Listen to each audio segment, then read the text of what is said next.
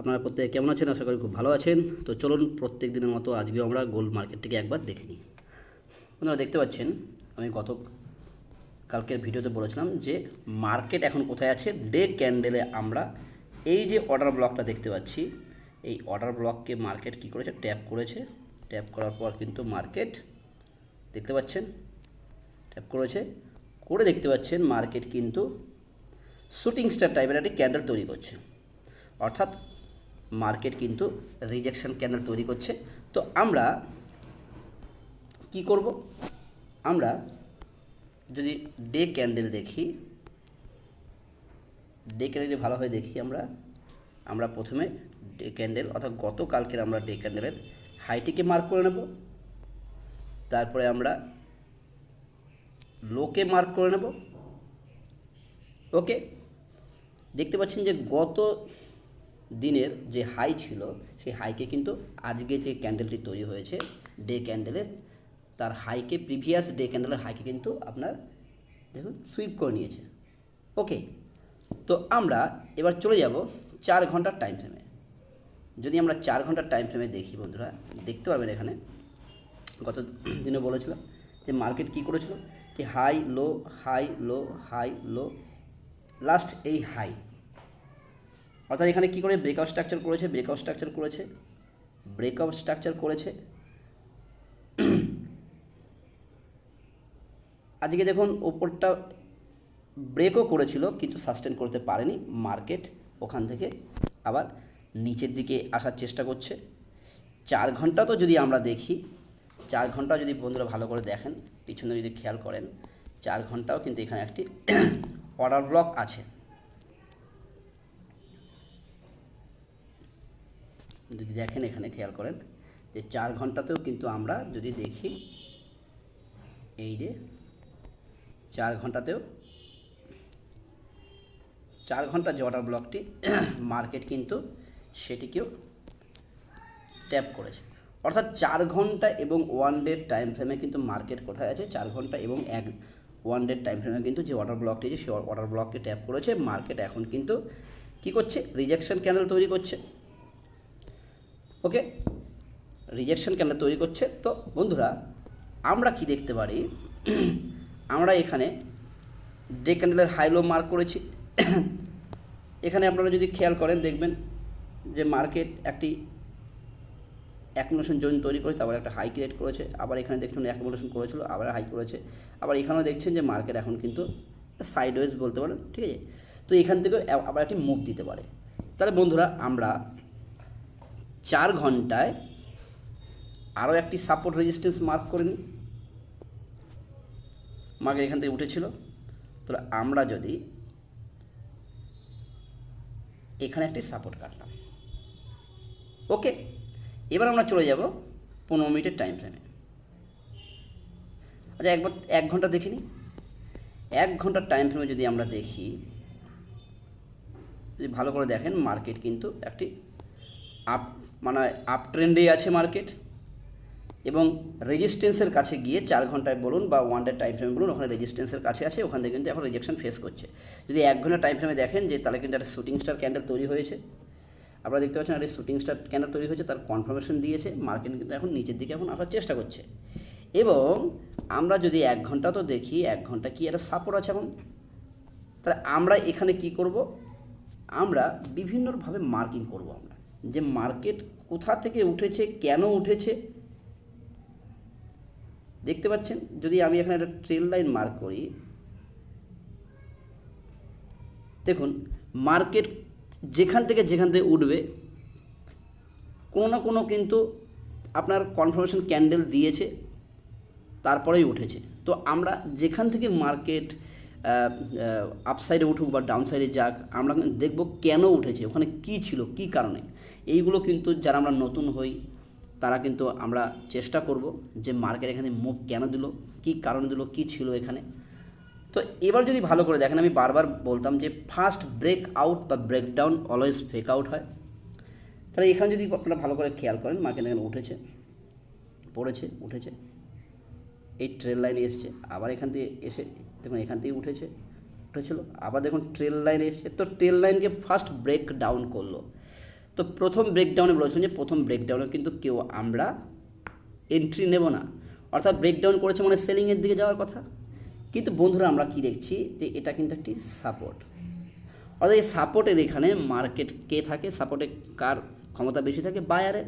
তাহলে বায়ার কিন্তু একবার চেষ্টা করবে যে মার্কেটকে কিন্তু আবার তার জোনের মধ্যে নিয়ে যাওয়ার।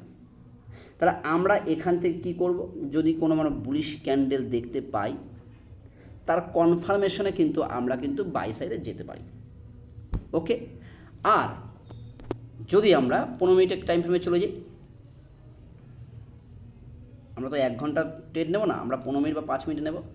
কি বলেছিলাম যে ফার্স্ট ব্রেকআউট বা ব্রেকডাউন অলওয়েজ ফেক আউট। তাহলে মার্কেট কী করলো, এই যে ট্রেন লাইন দেখতে পাচ্ছেন, ট্রেন লাইনকে মার্কেট কিন্তু ব্রেক ডাউন করেছে।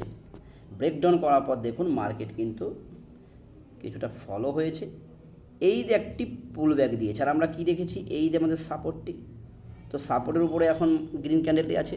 যদি এবার 15 মিনিটে আপনারা দেখেন যে এই লোকে যদি এই সুইপ করে, অর্থাৎ এই লোর নিচে যদি রেড ক্যান্ডেল চলে আসে, অর্থাৎ কীরকম হবে বিষয়টা যদি আমি দেখাই,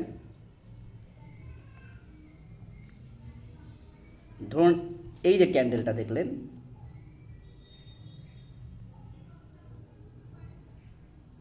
ভালোভাবে খেয়াল করুন, ধরুন এই গ্রিন ক্যান্ডেল হয়েছে, এই গ্রিন ক্যান্ডেলকে যদি পরবর্তী যে এখন যে রেড ক্যান্ডেল হচ্ছে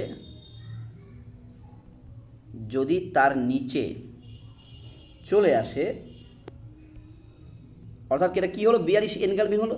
দেখুন যদি আমরা ভালো করে আমরা খেয়াল করি, গ্রিন ক্যান্ডেলকে পুরো ঢেকে নিচ্ছে। অর্থাৎ যদি এই গ্রিন ক্যান্ডেলকে যদি রেড ক্যান্ডেলটি পুরো এনগালফ করে নেয়, অর্থাৎ বিয়ারিশ এনগালফিং হয়, তাহলে কিন্তু আমরা সেলিং সাইডে যেতে পারি এবং আমাদের যে এই যে নেক্সট যে সাপোর্ট আছে সাপোর্টের মধ্যে আমরা আসতে পারি। এবার কি বললাম যে যে যতটুকু, কারো 4 পয়েন্ট 5 পয়েন্ট 10 পয়েন্ট, যে যতটুকু পয়েন্ট নেওয়ার যার ক্যাপাসিটি আছে সে ততটুকু নেবেন। কিন্তু যতক্ষণ না এই এনগালফ করছে নিচের সাইডে ততক্ষণ কিন্তু আমরা সেলিংয়ে আসবো না। এখন কি করছে মার্কেট, ব্রেকডাউন করার পর একটি পুল ব্যাক নিচ্ছে। ওকে, তাহলে এখানে কি হবে, এখানে যদি এখানে আমরা দেখি যে আমরা কোনো বুলিশ ক্যান্ডেল পাই, প্রথমে বলেছিলাম যে সাপোর্টে আমরা সর্বদাই চেষ্টা করব বাই নেওয়ার, সাপোর্টে কখনোই আমরা সেল নেওয়ার চেষ্টা করব না। যদি সাপোর্টকে ব্রেকডাউন করে দেয় তাহলে সেই ব্রেকডাউন করার পর একটি রিটেস্ট বা পুলব্যাকের জন্য ওয়েট করব। সেই পুলব্যাক হওয়ার পরে যদি প্রিভিয়াস যে ক্যান্ডেল, অর্থাৎ এই যে দেখতে পাচ্ছেন এখানে যে রেড ক্যান্ডেলটি হয়েছে, এখানে যে এই যে রেড ক্যান্ডেলটি হয়েছে, এই রেড ক্যান্ডেলের যে নিচে শ্যাডো আছে, যদি এই শ্যাডোর নিচে যদি এখন যে গ্রিন ক্যান্ডেল হচ্ছে সেই গ্রিন ক্যান্ডেল যদি নিচে যদি ক্লোজ করে, অর্থাৎ এনগালফ করে, তাহলে কিন্তু আমরা কি বুঝতে পারবো যে মার্কেট এই যে সেলিং যে কন্টিনিউ করেছিল, অর্থাৎ এখানে আবার একটি অ্যাকুমুলেশন করেছে, এখান থেকে আবার কন্টিনিউ করেছে, এখন আবার পুলব্যাক নিয়েছে, এখান থেকে আবার তাহলে একটা কন্টিনিউ একটি ফল হবে। অর্থাৎ এই যে আপনারা আমার সেলটা দেখতে পাচ্ছেন, এই সেলটা কিন্তু এখানে আবার দেখতে পারবেন। ওকে, তাহলে বন্ধুরা কি বুঝলাম আমরা, আমাদের কাছে আজকের লেভেল আছে এই একটি, এই একটি, এই একটি। এখানে আসলে আমরা কী দেখবো, সাপোর্ট বাই দেখব। এখানে আসলে কী দেখব, রেজিস্ট্যান্স সেল দেখব। অবশ্যই কোনো বিয়ারিশ রেজিস্ট্যান্স এখানে আসলে কোনো বিয়ারিশ ক্যান্ডেল তৈরি হবে এবং সেই বিয়ারিশ ক্যান্ডেলের কনফার্মেশনের জন্য ওয়েট করব। যতক্ষণ না কনফার্মেশন আমরা না পাই আমরা ট্রেডে এন্ট্রি নেব না।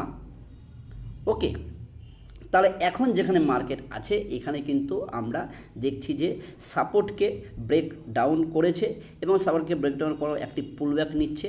পুলব্যাক নেওয়ার পর যদি বিয়ারিশ ক্যান্ডেল তৈরি হয়, অর্থাৎ প্রিভিয়াস যে রেড ক্যান্ডেলটি হয়েছে তারপর যে গ্রিন ক্যান্ডেল হয়েছে, যদি ওই দুটো ক্যান্ডেলকে যদি এখন রিসেন্ট যে ক্যান্ডেলটি হচ্ছে ক্যান্ডেলটি যদি এনগালফ করে নেয় তাহলে আমরা সেলিংয়ে ঢুকতে পারি।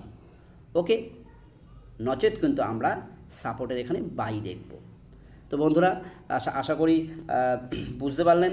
তো আপনারা আপনাদের মতো করে অ্যানালাইসিস করুন এবং সর্বদাই একটি কথা বলবো, তাড়াহুড়ো কেউ করবেন না, প্রত্যেককে ওয়েট করুন এবং প্রথমে মার্কেট ওপেন করার পর পুরো চার্টটিকে ন্যাকেট করুন, তারপরে ওখানে মার্কিং করুন।